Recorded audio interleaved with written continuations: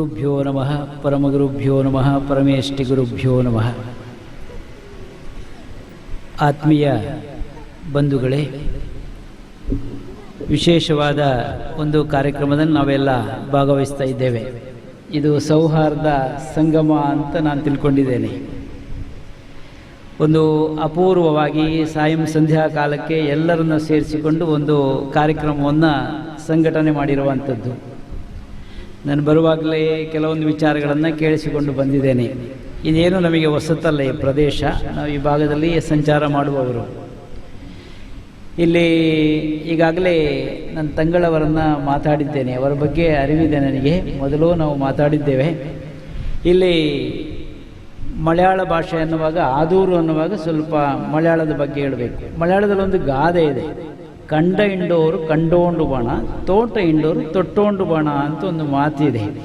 ಇದು ಎಲ್ಲರಿಗೂ ಸಂಬಂಧಪಟ್ಟಿರುವಂಥದ್ದು. ನೀವೆಲ್ಲ ಯಾಕೆ ಅಂತ ಆಲಿಸ್ಬೋದು. ಇದನ್ನು ಕಂಡ ಅನ್ನೋದಕ್ಕೆ ಗದ್ದೆ ಅಂತ ಅರ್ಥ ಆಯಿತು. ತೋಟ ಅನ್ನೋದಕ್ಕೆ ಹೇಳಬೇಕಾಗಿಲ್ಲ, ಅದು ತೋಟವೇ ಆಗಿರ್ತದೆ.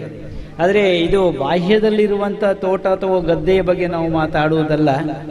ಶರೀರ ಅನ್ನುವಂತಹ ಈ ತೋಟದಲ್ಲಿ ಅಥವಾ ಈ ಗದ್ದೆಯಲ್ಲಿ ಒಂದಷ್ಟು ಕೃಷಿ ಮಾಡುವುದಕ್ಕಿರುವಂಥ ದಾರಿ ಅಂದರೆ ಅದು ಆಧ್ಯಾತ್ಮಿಕತೆ ಅಂತ ಹೇಳ್ತಾರೆ. ಅದಕ್ಕೆ ಹೇಳ್ತಾರೆ, ತೋಟ ಇಂಡೋರು ತೊಟ್ಟೋಂಡು ಬೇಡ. ಯಾವುದನ್ನು ತೆಗಿಬೇಕು, ಯಾವುದನ್ನು ಬಿಡಬೇಕು ಅಂತ ಅರಿವಿರಬೇಕು. ಆಗ ಮಾತ್ರ ಅದರಲ್ಲಿ ಫಸಲನ್ನು ತೆಗಿಲಿಕ್ಕೆ ಸಾಧ್ಯತೆ ಇದೆ. ಗದ್ದೆಯಲ್ಲಿ ಒಂದಷ್ಟು ಒಳ್ಳೆ ಬೀಜವನ್ನು ಬಿತ್ತಿದ್ರೂ ಕೂಡ ಕಳೆ ಬರುವಂಥದ್ದು ಸ್ವಾಭಾವಿಕ. ಅಲ್ಲಿ ಅದನ್ನು ತೆಗೆಯುವಂಥ ಕೆಲಸವನ್ನು ಮಾಡಬೇಕು ಜೊತೆಗೆ. ಅಂತೂ ನೀರು ಎಷ್ಟಿರಬೇಕು, ಯಾಗಿರಬೇಕು, ಇದನ್ನೆಲ್ಲ ಗಮನಿಸಬೇಕು. ಅದಕ್ಕೆ ಕಂಡ ಇಂಡೋರು ಕಂಡೋಂಡು ಬಾಣ, ನೋಡಿಕೊಂಡಿರಬೇಕು. ತೋಟ ಇದ್ದವರು ಮುಟ್ಟಿಕೊಂಡಿರಬೇಕು ಅಂತ, ಯಾವುದನ್ನು ತೆಗಿಬೇಕು ಅಂತ ಅರಿವಿರಬೇಕು ಅಂತ. ಇವತ್ತು ಇದು ಯಾಕೆ ಇದನ್ನು ಅನ್ವಯ ಮಾಡ್ತೇನೆ ಅಂತಂದರೆ, ಭಗವಂತ ಕೊಟ್ಟಿರುವಂಥ ಅಮೂಲ್ಯವಾದ ಶರೀರ ಅನ್ನುವಂಥದ್ದನ್ನು ನಾವು ಗದ್ದೆಯಾಗಿ ಒಳ್ಳೆಯ ಒಂದು ಫಸಲು ತೆಗೆಯುವಾಗೆ ನಾವು ಅದನ್ನು ಉಪಯೋಗಿಸಿಕೊಳ್ಳಬೇಕು ಅಂತ ಒಂದು.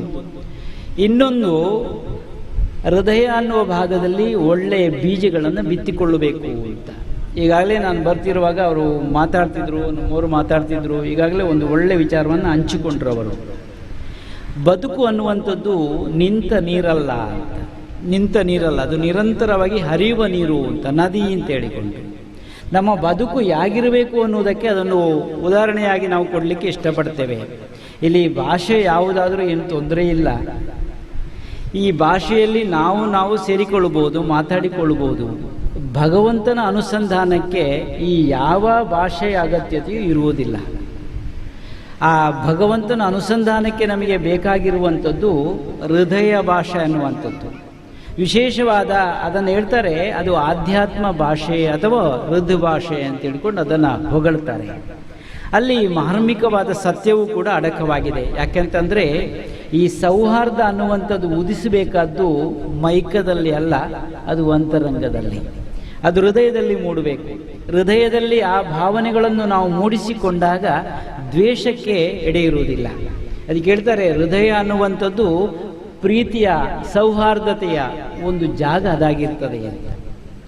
ನಾವು ಮೈಕಲ್ಲಿ ಹೇಳ್ಬೋದು ಜೀವನ ಮೌಲ್ಯ ಅಂತ ಹೇಳಿಕೊಂಡು, ಅದು ಮೈಕದಲ್ಲಿ ಹೇಳ್ಬೋದು. ಆದರೆ ಜೀವನ ಮೌಲ್ಯವನ್ನು ರೂಢಿಸಿಕೊಳ್ಳಬೇಕಾದ್ದು ಅಂತರಂಗದಲ್ಲಿ. ಅದು ಹೇಳ್ತಾರೆ, ಮಾತು ಅಂತ ಇದೆ, ಮನಸ್ಸು ಅಂತ ಇದೆ, ಇನ್ನು ಕರ್ಮ ಅಂತ ಇದೆ. ಒಬ್ಬ ವ್ಯಕ್ತಿಯ ಮಾತುಗಳನ್ನು ಆಲಿಸಿಕೊಂಡು ಅಥವಾ ಕರ್ಮಗಳನ್ನು ನೋಡಿಕೊಂಡು ಅವನ ಮನಸ್ಸು ಹೇಗೆ ಅಂತ ಹೇಳಬಹುದು. ಒಬ್ಬನ ಮಾತನ್ನು ಕೇಳಿಸಿಕೊಂಡು ಹೀಗಿದ್ದಾನೆ ಅಂತ ಹೇಳಬಹುದು. ಅಥವಾ ಅವನ ಮನಸ್ಸನ್ನು ಅರಿಯುವುದು ಹೇಗೆ? ಈಗಾಗಲೇ ಬೇರೆ ಬೇರೆ ಯಂತ್ರಗಳೆಲ್ಲ ಸಿದ್ಧತೆ ಆಗಿವೆ. ಬೇರೆ ಬೇರೆ ರೋಗಗಳನ್ನು ಹುಡುಕ್ಬೋದು, ಇತ್ಯಾದಿ ಎಲ್ಲವನ್ನು ಹುಡುಕ್ಬೋದು. ಆದರೆ ಮನುಷ್ಯನ ನಿಗೂಢವಾಗಿರುವಂಥ ಮನಸ್ಸಿನ ಬಗ್ಗೆ ಹುಡುಕುವುದಕ್ಕೆ ಏನಾದರೂ ಯಂತ್ರಗಳು ಸಿದ್ಧತೆ ಆಗಿದೆಯೋ ಅಂತ ನೋಡಿಕೊಳ್ಳಿ ನೀವು. ಖಂಡಿತ ಆಗಲಿಲ್ಲ. ಅದಾಗಬೇಕಾದ್ರೆ ಅವನನ್ನು ನಾವು ಅರಿಯುವಂತಾಗಿರಬೇಕು. ಅದನ್ನು ಆಧ್ಯಾತ್ಮ ಅಂತ ಹೇಳುವಂಥದ್ದು. ಇವತ್ತು ನಮಗೂ ಕರೆ ಕೊಟ್ಟಿದ್ದಾರೆ. ವಿಶೇಷವಾದ ಒಂದು ಉತ್ಸವದ ಸಮಯದಲ್ಲಿ ನಾವು ಕೂಡ ಇದ್ದೇವೆ. ಬೆಳಕಿನ ಹಬ್ಬ ಅಂತ ಹೇಳಿಕೊಂಡು, ಬೆಳಕಿನ ಹಬ್ಬ. ಬಹುಶಃ ಎಲ್ಲರೂ ಅಂತರಂಗದಲ್ಲಿ ಆ ಬೆಳಕನ್ನು ಬೆಳಗಿಸಿಕೊಳ್ಳಬೇಕು. ಆಗ ತನಗೂ ಬೆಳಕಾಗ್ತದೆ, ಅನ್ಯರನ್ನು ಬೆಳಗಿಸಿದಂತಾಗ್ತದೆ, ಲೋಕಕ್ಕೂ ಏನಾದರೂ ಕೊಟ್ಟಂತಾಗ್ತದೆ. ಈ ಪ್ರದೇಶಕ್ಕೆ ನಮಗೆ ನಮ್ಮ ಅಣ್ಣ ಕರೆಸಿದರು, ಇವರು ಬರೋಳು ಹಂಚಿಗೆ ಅಂತ ಹೇಳಿದರು. ಹೌದು, ನಾವು ಆತ್ಮೀಯರು ನಮ್ಮ ಎಲ್ಲರನ್ನೂ ಕಾಣುವಾಗ ಹೌದು ನಮ್ಮವರು ಅನ್ನುವಂಥದ್ದು, ಎಲ್ಲರನ್ನೂ ಕಾಣುವಾಗ ನಮ್ಮವರು ಅನ್ನುವಂಥದ್ದು. ಈ ಸೌಹಾರ್ದತೆಯ ಗುಟ್ಟು ಏನು ಅಂತ ಕೇಳಿದ್ರೆ ಅದು ಕೇಳ್ತಾರೆ, ಭಾರತ ದೇಶದಲ್ಲಿ 10 ಹಲವು ಜಾತಿಗಳಿವೆ, ಮತಗಳಿವೆ, ಬೇರೆ ಬೇರೆ ಸಂಪ್ರದಾಯದವರು ಇರ್ತಾರೆ, ಎಲ್ಲರೂ ಜೊತೆಯಾಗಿ ಬದುಕುವುದಕ್ಕೆ ಒಂದು ದಾರಿ ಇದೆ ಅಂತಾದರೆ ಅದು ಧರ್ಮ ಅನ್ನುವಂಥದ್ದು. ಧರ್ಮ ಅನ್ನುವುದನ್ನು ನಾವು ಎಲ್ಲದರಲ್ಲೂ ನಾವು ಅಳವಡಿಸಿಕೊಳ್ಳಬೇಕು. ಅದು ಕೇಳ್ತಾರೆ, ಅದು ಚಲನಶೀಲವಾದುದು ಅಂತ ಬಲ್ಲವರ ಮಾತು. ಧರ್ಮ ಅನ್ನುವಂಥದ್ದು ಚಲನಶೀಲವಾಗಿರುವಂಥದ್ದು, ನಿಂತದ್ದಲ್ಲ, ಅದು ನಿರಂತರವಾಗಿ ನಡೆಯುವಂಥದ್ದು ಅಂತ ಹೇಳಬೇಕು ನಾವು. ಅದನ್ನು ಧರ್ಮ ಅಂತ ಹೇಳಬಹುದು. ಅದು ಧಾರಣೆಗೆ ಯೋಗ್ಯವಾಗಿರುವಂಥದ್ದು ಅಂತ ಇನ್ನೂ ಒತ್ತಿ ಹೇಳಬಹುದು. ಎಲ್ಲಿ ಧರ್ಮದ ಮರ್ಮದ ಅರಿವಿರುತ್ತದೋ ಅಲ್ಲಿ ದ್ವೇಷಕ್ಕೆ ಎಡೆ ಇರೋದು, ಅಲ್ಲಿ ಪ್ರೀತಿ ತುಂಬಿಕೊಂಡಿರ್ತದೆ ಅಂತ ಅರ್ಥ. ನಾನು ಸದ್ಯ ಪೆರ್ಲ ಆಚೆಗೆ ಒಂದು ಕಡೆ ಹೋಗಿದ್ದೆ. ಅಲ್ಲಿ ಒಬ್ಬರು ಮುಕ್ರಿಯವರೊಬ್ಬರು ಈಗ ಮಾತಾಡುವಾಗ ನನಗೆ ಹೇಳಿದರು. ಅವ್ರು ಮಾತಾಡುವಾಗ ಹೇಳ್ತಾರೆ, ಅವರ ಬಗ್ಗೆ ಅರಿವು ಅಂದರೆ ಹಾಗೆ, ತಾನೂ ಬದುಕಿದ್ರೆ ಸಾಲದು, ನಮ್ಮ ಯಾವುದು ಗ್ರಂಥಗಳಿರ್ತವೋ ಅದು ಏನು ಹೇಳ್ತದೆ ಅಂದರೆ, ನೀ ಊಣಕೈಕಿನೇನು ಮುಂಬು ನಿನ್ನ ಅರ್ಥ ಆಳ್ಕಾರು ಊಣಕೈಚಿನನ್ನು ನೋಕು ಪಿನ್ನೆ ಉಣ್ಣು. ಎಷ್ಟು ಚೆನ್ನಾಗಿದೆ ನೋಡಿ. ನೀನು ಊಟ ಮಾಡುವ ಮೊದಲು ನಿನ್ನ ಪಕ್ಕದಲ್ಲಿ ಯಾರಾದರೂ ಹಸಿವಿನಿಂದ ಇದ್ದರೆ ಅವರನ್ನು ಬಿಟ್ಟು ನೀನು ಉಣ್ಣಬೇಡ. ಅವರೆಷ್ಟು ಚೆನ್ನಾಗಿ ಹೇಳಿದ್ರಂದರೆ ಮೆಚ್ಚುಗೆ ವಿಷಯ ನೋಡಿ. ಯಾರಾದರೂ ಹಾಗೆ ನೋಡುವಂಥದ್ದು. ಯಾಕಂದರೆ ನಾನೇ ಉಣ್ಣುವುದಕ್ಕೆ ಅರ್ಥ ಇಲ್ಲ, ಅದು ರಾಕ್ಷಸರು ಅಂತ ಹೇಳ್ತಾರೆ. ಅದಕ್ಕೆ ಹಂಚಿ ಉಣ್ಣುವಂಥದ್ದು ಅಂತ ಹೇಳ್ತಾರೆ. ಅದು ನಿಜವಾದ ಬದುಕು ಅಂತ ಹೇಳ್ಬೋದು. ಈಗ ನಾವು ಸಮಾಜದಲ್ಲಿ ನೋಡಬೇಕಾಗಿರುವಂಥದ್ದು ನಮ್ಮ ಅಂತರಂಗವನ್ನು ಪ್ರೀತಿಯಿಂದ ತುಂಬುವ ಕೆಲಸವನ್ನು ಮಾಡಬೇಕು. ಆ ಪ್ರೀತಿಯ ಭಾವಗಳು ತುಂಬಿಕೊಂಡಾಗ ದ್ವೇಷಗಳೆಲ್ಲ ದೂರೀಕರಣ ಆಗಲಿಕ್ಕೆ ಸಾಧ್ಯತೆ ಇದೆ. ಒಟ್ಟು ಸಮಾಜವನ್ನು ಒಮ್ಮೆ ನಾವು ಅವಲೋಕಿಸಿ ನೋಡಿದರೆ ಚೆನ್ನಾಗಿ ಬದುಕಬೇಕು ಅಂತಾದರೆ, ಈಗಾಗಲೇ ಇದು ನಡೆಸುವಂಥದ್ದು ಒಂದು ವಿದ್ಯಾಸಂಸ್ಥೆಯ ಭಾಗದಲ್ಲಿ, ಇಲ್ಲಿ ವಿದ್ಯಾಸಂಸ್ಥೆ ಇದೆ. ಯಾವುದೇ ಭಾಷೆಯಲ್ಲಿ ಶಿಕ್ಷಣ ಕೊಡಲಿ, ಅದರ ಬಗ್ಗೆ ನನ್ನ ಮಾತಿಲ್ಲ.